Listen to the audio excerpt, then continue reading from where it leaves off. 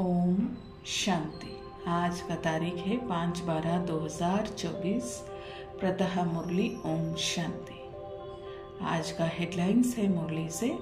बाबा कहते हैं, मीठे बच्चे, तुम्हें जो भी ज्ञान मिलता है उस पर विचार सागर मंथन करो। ज्ञान मंथन से ही अमृत निकलेगा। यानी बाबा हमें समझाने दे रहे हैं कि हमें जो अभी डायरेक्शन मिल रहा है ज्ञान रत्नों की बाबा के द्वारा, तो उस पर हमें विचार सागर मंथन करनी है, जिस ज्ञान मंथन से ही अमृत निकलेगा। और आज का प्रश्न है, 21 जन्मों के लिए मालामाल बनने का साधन क्या है? उत्तर में बाबा कहते हैं, ज्ञान रत्न। जितना इस पुरुषोत्तम संगम युग पर ज्ञान रत्न धारण करते हैं उतना मालामाल बनते हैं। अभी के ज्ञान रत्न वहां के हीरे और जवाहरात बन जाते हैं। जब आत्मा ज्ञान रत्न धारण करे, मुख से ज्ञान रत्न निकले, रत्न ही सुने और सुनाए, तब उनको हर्षित चेहरे से बाप का नाम बाला हो, असुरी गुण निकले, तब मालामाल बने। तो बाबा समझाने दे रहे हैं कि 21 जन्मों के लिए हमें मालामाल बनना है, तो उसका आधार है ज्ञान रत्न। अभी जो बाबा ज्ञान रत्न दे रहे हैं वही आगे में जाके हीरा और जवाहरात बनने वाली है। यानी अभी जितना जितना हम इस ज्ञान को अपनी बुद्धि में धारणा करेंगे, तो वो आगे आने वाली जन्मों में ये हमारा सोर्स ऑफ इनकम बन जाएगा। यानी सतयुग में हीरा और जवाहरात बन जाएंगे। तो जब आत्मा ज्ञान रत्नों की धारण करती है तो मुख से ज्ञान रत्न ही निकलेंगे ना। तो जो बुद्धि में है वही मुख से निकलेगा। तो अभी हमें आत्मा में संस्कार भरनी है ज्ञान रत्नों की। तो बाबा जो ज्ञान रत्न देते हैं उसके आधार से देवी गुण बनते हैं। तो ज्ञान रत्न भरते भरते आपके मुख से भी ज्ञान रत्न ही निकलेंगे। तो रत्न ही सुनो और सुनाओ। यानी ये जो ज्ञान रत्न है, बाबा मनुष्य से देवता बनने के लिए जो भी हमें शिक्षाएं देते हैं उसे सुननी है, धारणा करनी है, फिर दूसरों को सुनानी है। तब उनके हर्षित चेहरे से बाप का नाम बाला होगा।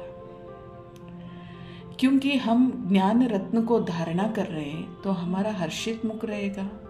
हम उसी खुशी नशे में रहेंगे और सच्चाई, सफाई, सादगी। क्योंकि ज्ञान रत्नों से आत्मा में शक्ति बढ़ती है, संस्कार अच्छे बनते जाते हैं, गुण लक्षण परिवर्तन होते जाते हैं। तो इससे हमारी मुख भी हर्षित हो जाती है। तो इस वजह से बाबा का नाम भी बाला बन जाता है। तो असुरी गुण निकाले तब तो मालामाल बने।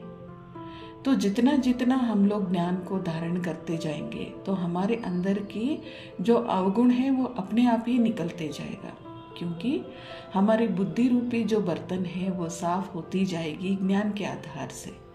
और जितना जितना हम बुद्धि में बाबा के ज्ञान को धारण करते जाएंगे उतनी उतनी बुद्धि में सच्चाई भी बढ़ती जाएगी, बुद्धि साफ होती जाएगी। तो हम ज्ञान रत्नों के आधार से मालामाल भी बन जाते हैं। और आगे बाबा समझाने देते हैं, बाप बच्चों को ज्ञान और भक्ति पर समझाते हैं। तो श्री कृष्ण ना भक्ति करते हैं ना ज्ञान की मुरली बजाते हैं। मुरली मना ज्ञान देना, मुरली मना ज्ञान देना। तो जरूर कोई जादू होगा ना। अगर मुरली मना ज्ञान देना है तो फिर उसमें जादू होना चाहिए ना। तो सिर्फ मुरली बजाना यह तो कॉमन बात है। फकीर लोग भी मुरली बजाते हैं, इसमें तो ज्ञान का जादू है नहीं। अज्ञान को जादू नहीं कहेंगे। मनुष्य समझते हैं श्री कृष्ण मुरली बजाता था, उनकी बहुत महिमा करते हैं। बाप कहते हैं कृष्ण तो देवता था, मनुष्य से देवता, देवता से मनुष्य, यह होता ही रहता है। दैवी सृष्टि भी होती है तो मनुष्य सृष्टि भी होती है। तो मनुष्य से देवता बनना है। तो बाबा आके अब यानी शिव बाबा आके ब्रह्मा बाबा के तन में अवतरित होके जो मुरली सुनाते हैं ना, उसमें जादू है, उसमें बल है, उसमें ज्ञान की सच्चाई है। तो उस मुरली के आधार से हमें ज्ञान रत्न प्राप्ति होती है। इस ज्ञान रत्नों के आधार से हम लोग सतयुग की देवी देवता बनते हैं। और यहाँ जो भक्ति मार्ग में मुरली की बात सुनाई गई है, यानी कि श्री कृष्ण जब मुरली बजाते हैं तो गोप गोपियां आके उस मुरली के धुन में मग्न हो जाती थी। तो इसमें प्राप्ति की कोई बात नहीं है। तो बाबा कहते हैं सच्ची मुरली तो जो शिव बाबा आके ब्रह्मा बाबा के तन में अवतरित होके सुनाते हैं, ये सच्ची मुरली के आधार से आत्मा में जो इस ज्ञान रत्न को हम लोग धारण करते हैं, उससे जाके हमारी प्राप्ति बनती है आगे आने वाली 21 जन्मों के लिए, अभी से लेके। यानी इस संगम युग पर जब आत्मा पुरुष उत्तम होने के लिए इस ज्ञान रत्न को धारण करेगी, तब आत्मा में स्वच्छता होगी, सत्यता बढ़ेगी और अवगुण निकलेंगे, जिससे मनुष्य देवता बन सकते हैं। तो इसी बात की समझाने बाबा आज दे रहे हैं।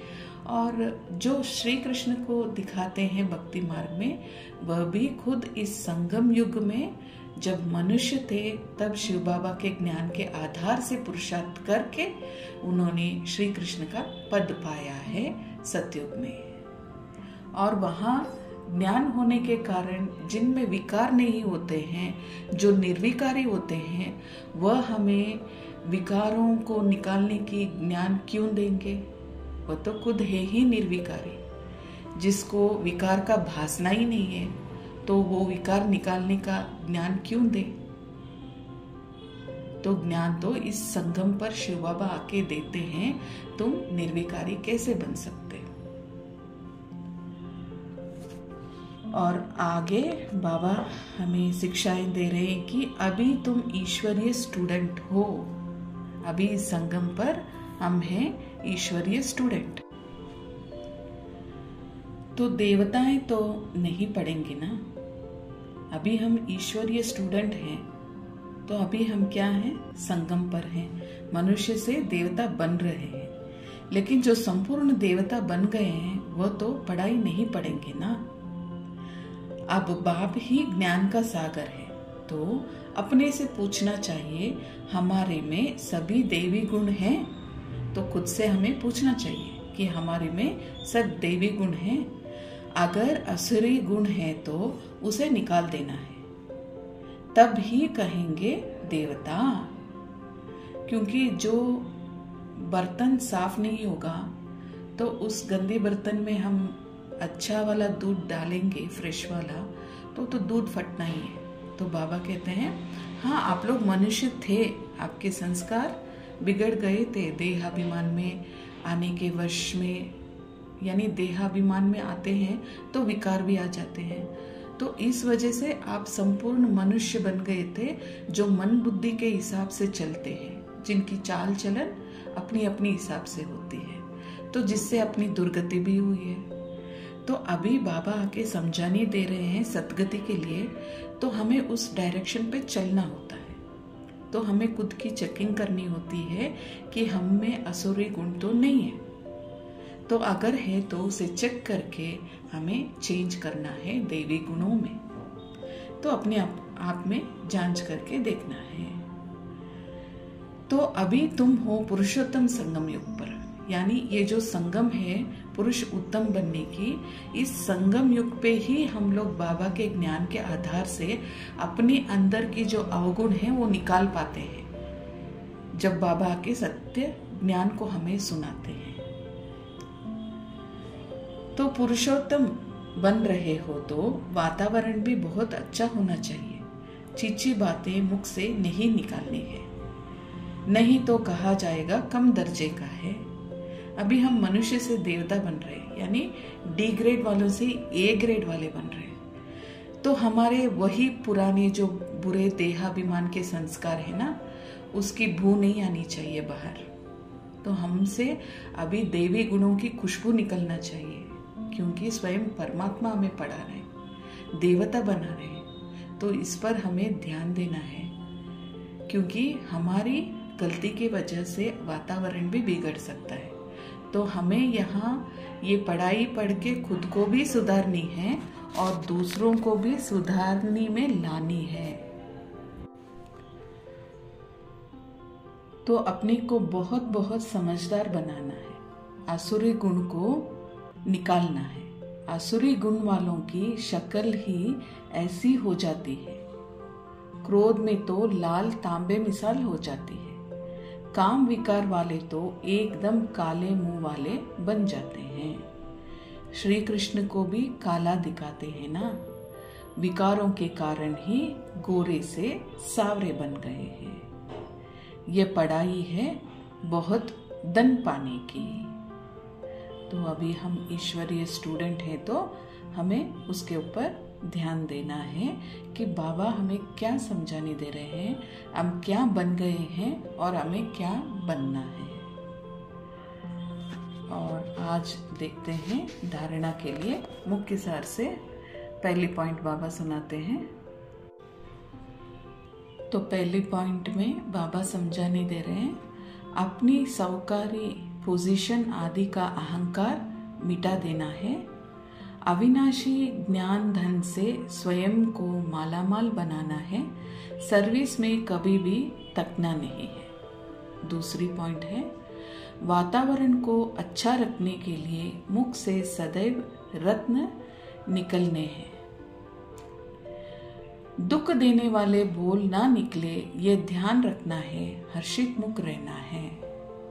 और आज का वरदान है, कैसे भी वायुमंडल में मन बुद्धि को सेकंड में एकाग्र करने वाले सर्वशक्ति संपन्न भव। और वरदान का विस्तार है, बाप दादा ने सभी बच्चों को सर्व शक्तियां वर्षे में दे दी है। याद की शक्ति का अर्थ है मन बुद्धि को जहां लगाना चाहिए वहां लग जाए। ऐसे कभी वायुमंडल के बीच में अपने मन बुद्धि को सेकंड में एकाग्र कर लो। परिस्थिति हलचल की हो, वायुमंडल तमोगुणी हो, माया अपना बनाने का प्रयत्न कर रही हो, फिर भी सेकंड में एकाग्र हो जाओ, ऐसी कंट्रोलिंग पावर हो, तब कहेंगे सर्वशक्ति संपन्न। और आज का श्लोगन है, विश्व कल्याणकारी जिम्मेवारी और पवित्रता की लाइट का ताज पहनने वाले ही डबल सिरताजदारी हैं। यानी जो विश्व कल्याण की जिम्मेवारी और पवित्रता की लाइट का ताज पहनते हैं, वही डबल सिरताजदारी हैं। तो ये दोनों जिम्मेदारियों को हमें संभालनी है, तब जाके हम डबल सिरताज बन सकेंगे, यानी सतयुग में हम राज्य कर पाएंगे। तो आज जो भी बात की समझाने बाबा ने दी है, देखिए बाबा ने सर्व शक्तियों का वर्षा हमें दे दिया है। तो हमें कोई भी परिस्थिति, यानी ऐसा नहीं कि परिस्थिति अच्छा हो और हम एकदम अच्छे हैं, नहीं, परिस्थितियां एकदम बिगड़ी हुई होगी।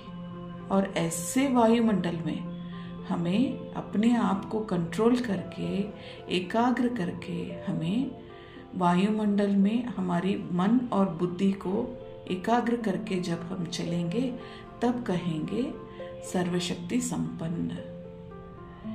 क्योंकि आने वाली जो समय है बहुत हलचल लाएगी।